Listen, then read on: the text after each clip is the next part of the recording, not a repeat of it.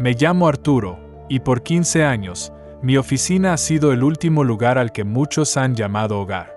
He visto el horror en todas sus formas, la brutalidad del narco, la tragedia de los accidentes, el silencio de los que se van solos.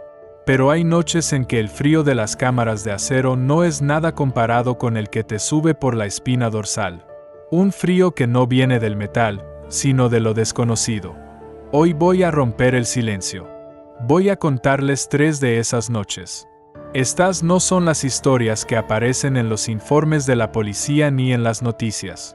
Estas son las que se susurran en los pasillos mal iluminados a las 3 de la mañana, las que compartimos entre colegas con la voz baja y la mirada perdida. Son 3 historias que pasaron aquí, tras estas puertas. Historias que la ciencia no puede explicar y que a algunos, sobre todo a los que llevan placa y pistola, les encantaría que se quedaran en secreto para siempre. Porque en este lugar, a veces los muertos tienen más que decir que los vivos. Relato 1. El ojo del desconocido. Todo comenzó como cualquier otro martes por la noche. Un turno tranquilo, casi aburrido. El zumbido constante de los refrigeradores era el único sonido, una monótona canción de cuna para quienes ya no podían oírla. Estaba terminando el papeleo, la taza de café enfriándose a mi lado, cuando sonó el teléfono de recepción. Era la Cruz Roja, traían un ingreso. Masculino, no identificado, 30 y tantos, dijo la voz cansada del paramédico. Lo hallamos en la cuneta de la carretera a San Felipe. Parece que lo atropellaron y ahí lo dejaron. Sin cartera, sin celular, nada. Un NN más para la colección. NN. Nomen necio. Nombre desconocido. 2 letras que resumen una tragedia anónima. En esta ciudad, son las iniciales más comunes en nuestras etiquetas. Cuando lo trajeron, supe que el paramédico se había equivocado. No parecía un atropello común. Su ropa, aunque sucia y rota, era de buena calidad. Sus manos, aunque cubiertas de tierra, estaban cuidadas, con las uñas limpias. El cuerpo estaba extrañamente intacto para haber sido golpeado por un coche a alta velocidad. Solo tenía un golpe masivo en la nuca, oculto por el cabello oscuro y grueso. Lo coloqué en la plancha de acero. El protocolo nunca cambia: fotos, huellas dactilares, registro de cicatrices, tatuajes, cualquier marca. Él no tenía ninguna. Era un lienzo en blanco. Mientras trabajaba, una sensación rara comenzó a invadirme. El aire de la sala se sentía pesado, denso. Lo achaqué al cansancio, al final de un turno largo. Revisé la temperatura del cuerpo. Estaba frío, pero no tanto como debía. Y entonces noté algo que me puso la piel de gallina. El rigor mortis, esa rigidez que aparece a las pocas horas de la muerte, casi no existía. Sus brazos y piernas se movían con una flexibilidad inquietante, como si estuviera dormido, no muerto. La lividez, las manchas moradas donde se asienta la sangre, era irregular. Mi mente de técnico buscaba explicaciones, quizá la temperatura en la carretera, alguna condición médica, siempre hay una explicación. Terminé el examen preliminar y lo cubrí con la sábana blanca. Rodé la camilla hacia la cámara frigorífica número 7, la única vacía en esa sección. Mientras empujaba el metal frío, juraría haber escuchado un suspiro. Un sonido débil, como el último aliento que se escapa. Me detuve en seco, el corazón martillándome las costillas. Escuché, conteniendo la respiración. Silencio. Solo el zumbido de los compresores. «Estás cansado, Arturo», me dije. «Los cuerpos hacen ruidos. Es gas. Lo sabes de sobra». Metí la camilla en el compartimento, cerré la pesada puerta de acero y giré la manija para sellarla. El sonido metálico y definitivo hizo eco en el pasillo. Me quedé ahí un momento, con la espalda contra la puerta fría, tratando de calmarme. Era absurdo. Llevo 15 años en esto. He visto cosas que volverían loco a cualquiera. Porque este NN, este anónimo, me afectaba tanto.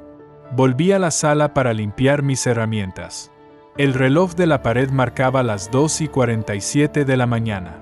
La hora de los muertos, le dicen.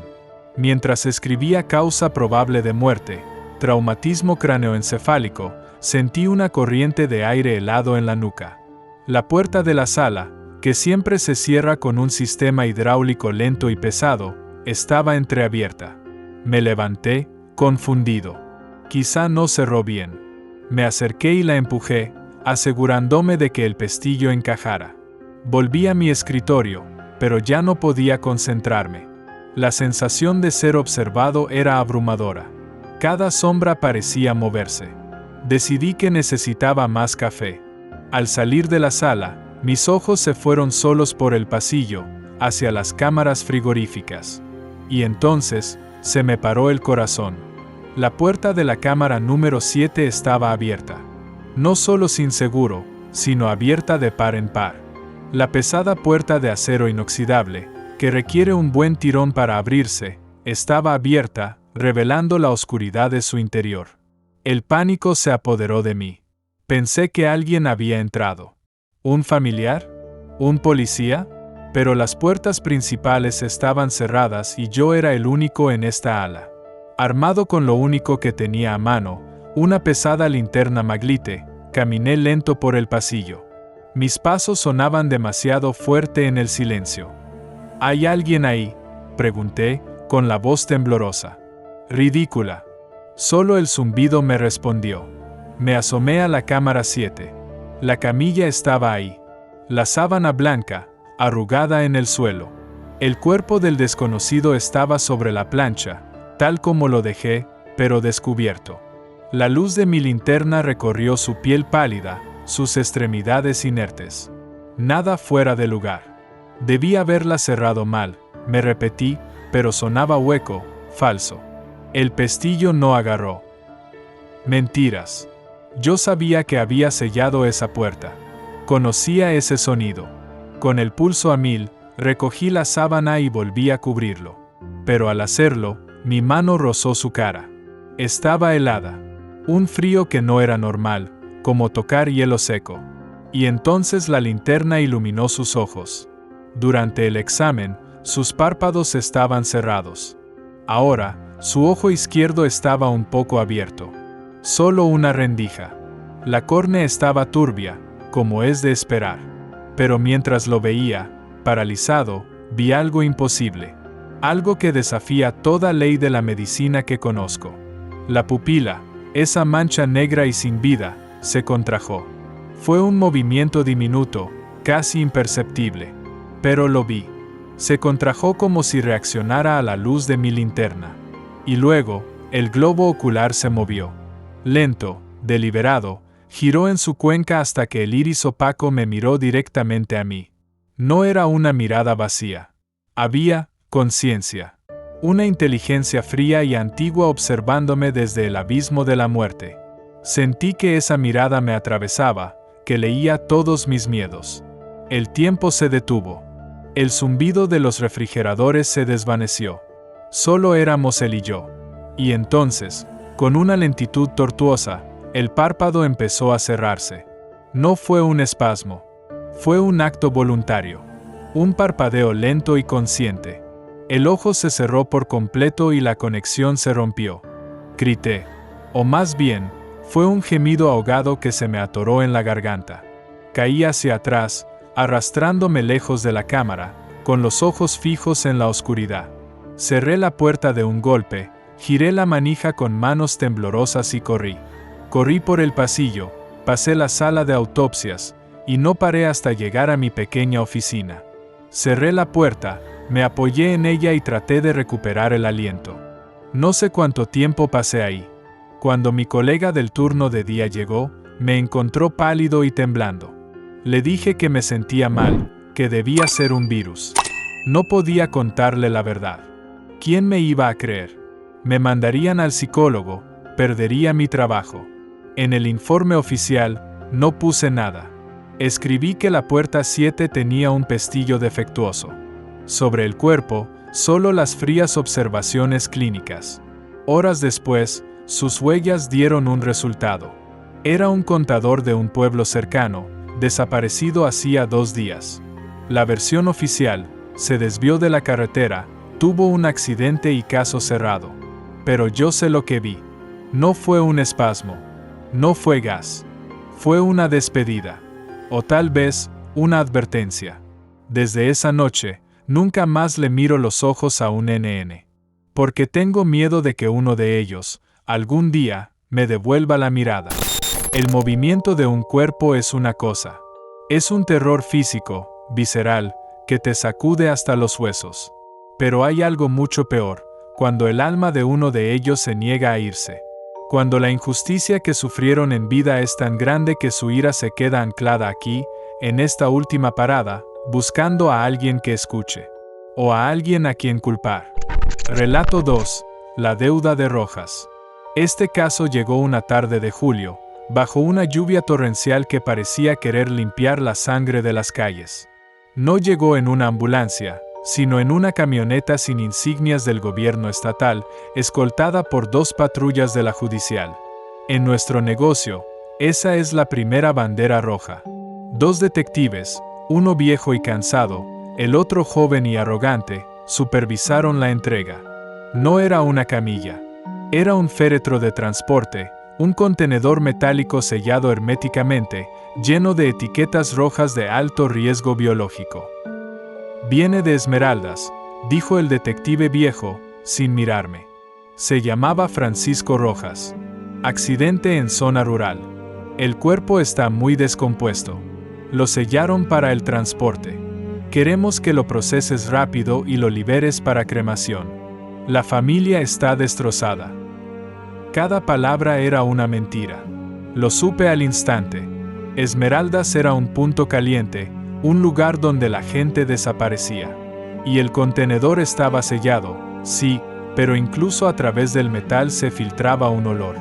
No era solo el hedor dulzón de la descomposición. Era algo más. Algo amargo, metálico. El olor de una muerte violenta y mal encubierta. Necesito abrirlo para el examen. Es el protocolo, dije, firme. El detective joven se rió. ¿Protocolo? El protocolo es que hagas lo que te decimos. El informe dice, muerte accidental. Solo firma los papeles y autoriza la cremación. No hay necesidad de hacer un circo de esto. Sentí una punzada de ira. Me estaban pidiendo ser cómplice. Mi firma no va en ningún papel hasta que yo examine el cuerpo, respondí, mirándolos fijo. El detective viejo suspiró. Mira, técnico. Haznos un favor. Este caso es sensible. Cuanto más rápido desaparezca, mejor para todos. ¿Entiendes? La amenaza era clara. Asentí, lento. Entiendo perfectamente, dije. Dejen el contenedor. Lo procesaré cuando sea su turno. Se fueron, molestos. Dejaron el ataúd metálico en medio de la sala, una isla de acero ominosa. La noche cayó y me quedé solo, como siempre. Tenía otros 2 cuerpos que procesar antes de poder abrir el de Rojas. Mientras trabajaba, empezaron a suceder cosas extrañas. Primero, un bisturí rodó de mi bandeja y cayó al suelo. Luego, la luz sobre mi mesa de trabajo parpadeó 3 veces y se apagó. Tuve que cambiarla, maldiciendo el mantenimiento del edificio. Pero la sensación de no estar solo se hacía más fuerte. Podía sentir una presencia, una concentración de frío que se movía, y parecía emanar directamente del féretro de Francisco Rojas. Y entonces escuché el susurro. Era casi inaudible, un siseo bajo. Pero estaba ahí. Y decía un nombre. Rojas. Me quedé quieto, con el corazón en la garganta. El susurro se repitió, un poco más claro. Justicia. Esto era un miedo distinto. El del NN fue un shock animal. Esto era más profundo. Era el miedo a una conciencia, a una voluntad que persistía más allá de la tumba. El espíritu de Francisco Rojas estaba en esa sala. Y estaba furioso. A las 3 de la mañana, supe que no podía esperar. Sabía que los detectives volverían por la mañana esperando mi firma. Y sabía que la presencia en esa sala no me dejaría en paz. Me acerqué al contenedor. El frío a su alrededor era tan intenso que podía ver mi aliento. Los susurros ahora eran más claros, fragmentos de palabras furiosas. Mentirosos, me quitaron mi cabeza. Tu cabeza, susurré al aire. Un sonido metálico me hizo saltar. Una de las abrazaderas del contenedor vibró violentamente. Era una orden. Con una determinación nacida del miedo, busqué las herramientas. Romper el sello podría costarme el trabajo, pero ya no me importaba. Tenía que saber. Finalmente, el último perno cedió. Contuve la respiración y levanté la pesada tapa. El hedor que salió fue una pared. Fue el peor olor que he olido en 15 años, una mezcla de descomposición, fluidos y sangre vieja. Me eché hacia atrás, tosiendo. Cuando pude mirar, la luz iluminó una pesadilla. Dentro del contenedor había una bolsa negra para cadáveres. Pero en el extremo superior estaba abierta. Y dentro no había nada. Donde debía estar la cabeza de Francisco Rojas, solo había un vacío. El cuello, un amasijo oscuro, terminaba abruptamente. Me habían enviado un cuerpo decapitado y me habían presionado para que lo incinerara sin mirar. En ese instante, el frío en la sala se convirtió en una furia helada. La tapa de metal que había apoyado en la pared se estrelló contra el suelo. Las luces parpadearon frenéticamente. Las puertas de los gabinetes se abrieron de golpe y las herramientas salieron volando, chocando contra las paredes. Era un poltergeist, una explosión de rabia. Me agaché detrás de una plancha de acero mientras el caos se desataba. Los susurros ya no eran susurros, eran un grito de ultratumba que venía de todas partes. Encuéntrala. Mi cabeza. No habrá paz. Cerré los ojos, rezándole, no a Dios, sino al espíritu de Rojas. Lo haré, grité. Te lo prometo. Haré que lo sepan. Tan rápido como empezó, se detuvo. El silencio que cayó fue más pesado que el ruido.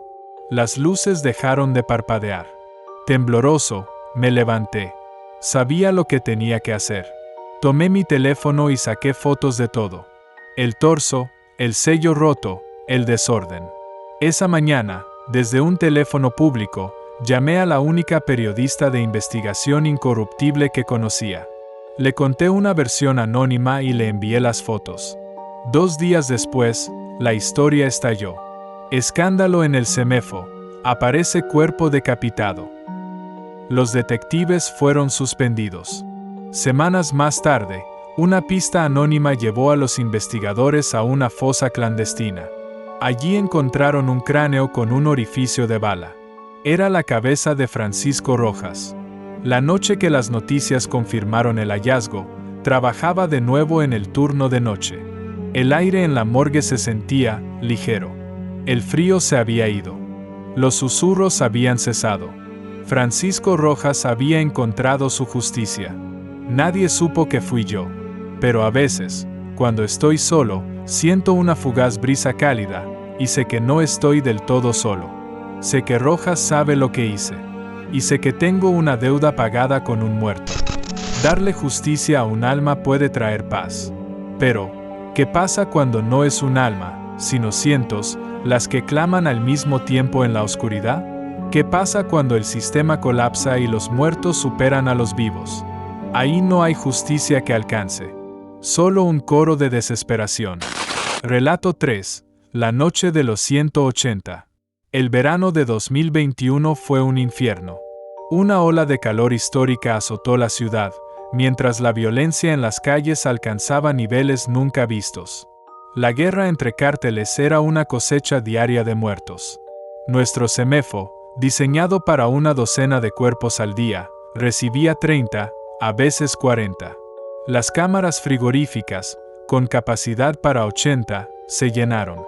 Los cuerpos empezaron a apilarse en los pasillos. El olor a muerte se convirtió en una plaga sofocante. La situación se volvió insostenible. Como medida desesperada, vaciaron una antigua bodega de mantenimiento. Un edificio de ladrillo sin ventanas, sin ventilación y, lo peor, sin refrigeración. Allí empezaron a apilar los cuerpos excedentes. 180 almas anónimas en bolsas negras de plástico, en estanterías metálicas hasta el techo, como mercancía. 180 tragedias apiladas en el calor sofocante. Una noche de agosto, la red eléctrica colapsó. Un apagón masivo. El edificio principal tenía un generador, pero la bodega no. Quedó en total oscuridad. Mi supervisor me agarró del brazo. Arturo, ve con el novato, con Luis, a la bodega. Solo a revisar que las puertas estén cerradas. Luis era un chico de 20 años, apenas un mes en el trabajo. Asentí, cogí 2 linternas y le hice una seña para que me siguiera. Al acercarnos a la bodega, el olor nos golpeó, una niebla tóxica. Luis ahogó una arcada. Respira por la boca, le dije, aunque sabía que no ayudaría. Abrí la pesada puerta corredera. El interior era una oscuridad absoluta. Encendimos las linternas. Los haces de luz revelaron la escena. Estanterías repletas de formas negras e hinchadas. El calor nos golpeó como un horno. Revisa ese lado, yo le ordené a Luis. Un vistazo rápido y nos vamos. Caminamos por los estrechos pasillos. El único sonido eran nuestros zapatos. Apunté la linterna a las bolsas. Algunas estaban tensas por los gases. De otras, un líquido oscuro se había filtrado. Y entonces escuché el primer sonido. Un ruido húmedo, un plop, como si algo pesado cayera dentro de una bolsa. Me detuve. Luis, ¿oíste eso? ¿El qué? Respondió su voz nerviosa. Nada, sigue. Continué, y escuché otro sonido. Un gemido. Largo, bajo, gutural. No era humano, pero tampoco animal. Arturo, gritó Luis. Joder, Arturo, ¿qué es eso? Tranquilo, le dije, con el corazón a 1000. Es la putrefacción. El aire se escapa. Pero entonces, el sonido se multiplicó. De diferentes puntos de la bodega, otros gemidos se unieron al primero, un coro espantoso. Y las bolsas comenzaron a moverse. Al principio fue sutil. Un ligero temblor. Un balanceo. Pero rápido se intensificó. Apunté mi linterna hacia una bolsa a mi nivel. Se estaba contrayendo. Como un pulmón gigante. Arturo, mira, gritó Luis, su voz aguda por el pánico. Giré mi linterna hacia donde él apuntaba. En un instante, una de las bolsas negras se estaba doblando por la mitad. Lenta, deliberadamente, la forma en su interior se estaba sentando. No fue un espasmo. Era un movimiento coordinado, intencionado. Y no era la única. A nuestro alrededor, en los temblorosos haces de luz, la pesadilla se hacía realidad. Las bolsas se retorcían. Las formas en su interior se estaban incorporando. Docenas de ellas. Un ejército de muertos despertando. El sonido de las cremalleras forzándose desde dentro, un zip metálico, comenzó a resonar. Una bolsa justo frente a mí se rasgó. Un brazo pálido e hinchado se abrió paso, con los dedos extendidos como garras. Eso fue todo. La razón se hizo añicos. ¡Corre!, grité. Salimos a trompicones a la noche, jadeando, aterrados. Cerré la puerta de la bodega de un tirón. Nos quedamos allí, apoyados en la pared, temblando sin control. Pasaron horas antes de que volviera la luz. Cuando el sol salió, tuve que volver. Acompañado por otros 2 técnicos, abrimos la puerta. Todo estaba en silencio. Todas las bolsas estaban en sus estantes, inmóviles. El brazo ya no estaba. No había cuerpos en el suelo. Todo estaba como debía. Pero algo era diferente. Muchas de las cremalleras de las bolsas, docenas de ellas, estaban parcialmente abiertas. Y el aire estaba cargado de una quietud expectante, como si 180 pares de ojos invisibles nos estuvieran observando, esperando a que cayera la noche de nuevo. He visto lo suficiente para saber que la línea entre la vida y la muerte es mucho más delgada de lo que creemos. He visto a la ciencia fallar y a lo inexplicable reinar en la oscuridad. Estas no son solo historias para asustar. Son la prueba de que en lugares como el CEMEFO, cargados de tanto dolor y tanta injusticia, a veces la energía de la vida se niega a irse. A veces, los muertos se aferran. A veces, se levantan. Díganme ustedes en los comentarios, ¿creen que los muertos pueden buscar justicia? ¿O simplemente se quedan atrapados aquí? Si estas historias te helaron la sangre, suscríbete y activa la campana, porque la morgue guarda muchos más secretos que están esperando salir a la luz. Y créeme, las puertas están a punto de abrirse de nuevo.